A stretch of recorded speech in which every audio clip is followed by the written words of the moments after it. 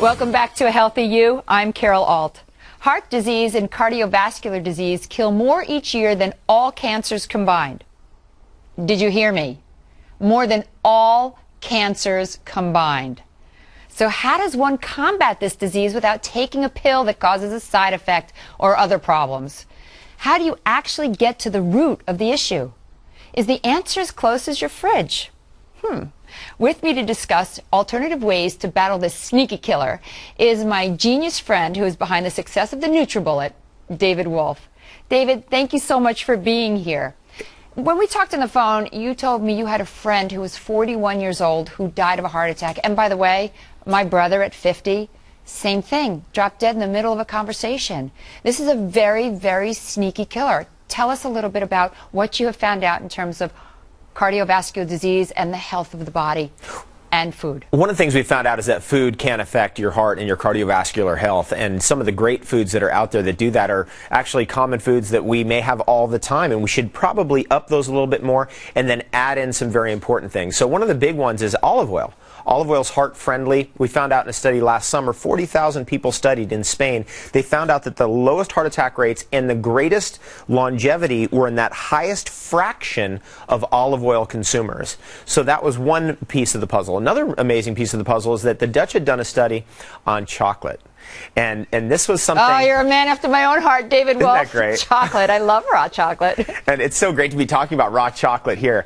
This is what's been found out. Over 15 years, 65 years old, 70, 75, 80, they found out that the highest fraction of chocolate eaters had the lowest rate of heart attacks. But the correct kind of chocolate. Now, there's a lot of chocolates out there, and they put wax fillers, caffeine, sugar. Genetically modified soy lecithin. Let's not even go to the horrible things they put in chocolate. Let's just say the raw chocolate is the best chocolate. So come on, hand it over. I brought you some of my favorites right here. These are two that we were having last night, and I saved two for you. That's you Sacred saved Chocolate. Two for me, Sacred Chocolate. It looks so good. This is raw cold pressed chocolate, That's which right. is a completely different chocolate. Because many people think that chocolate is not good for you. It's just how they prepare the chocolate that's not good for you. Absolutely, and the sugar that's added and the fillers that you were talking about. Well, and also, I mean, the same thing with olive oil. If it's not a cold-pressed olive oil, if it's not in the dark bottle, if it doesn't freeze up when you put it in the refrigerator, then you have to know that it's not a good, cold-pressed, completely olive oil. That's right, exactly. And quality is everything. And one of the things that we're so fantastically involved in is quality in foods. And one of the great foods for reversing heart disease and helping the cardiovascular system is the green leafy vegetables. And that's really about quality. So kale, parsley, celery, even common lettuces, because of their magnesium content, that chlorophyll content that builds blood and really transforms the cardiovascular system.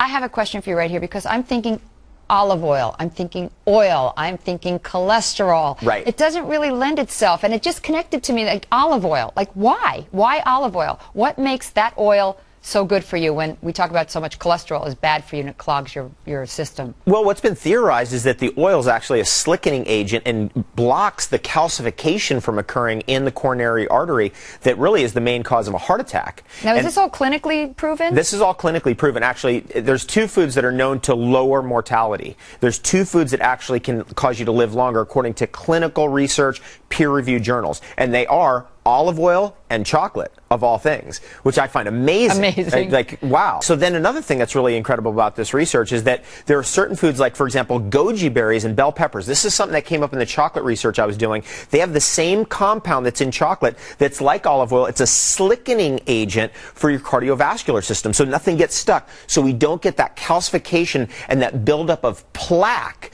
that is the real culprit behind heart disease and stroke. All right, so really quickly, give me the list. Olive oil. Yes. Chocolate. Chocolate. Goji berries. Go ahead. Bell peppers. Bell peppers. Green leafy vegetables. Like kale. Like kale. Spinach. Spinach is excellent, and that's what we've been doing with the NutriBullet, actually, is getting people to do kale and spinach in their drinks. We've got to have enough magnesium, and we've got to have enough potassium for cardiovascular health. And so in some way, we've actually inverted the natural relationship. You've got to have enough potassium to balance out the sodium, and potassium is super important. It's in all raw foods. It's one of the reasons why we're into raw foods.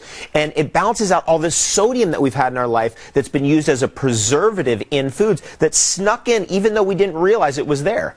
David, I could talk to you about this forever because it's really a great conversation with so many people dying from this disease. I guess the first stop is change your food, and that's what we've been saying forever. I mean, this is just the top of the food pyramid.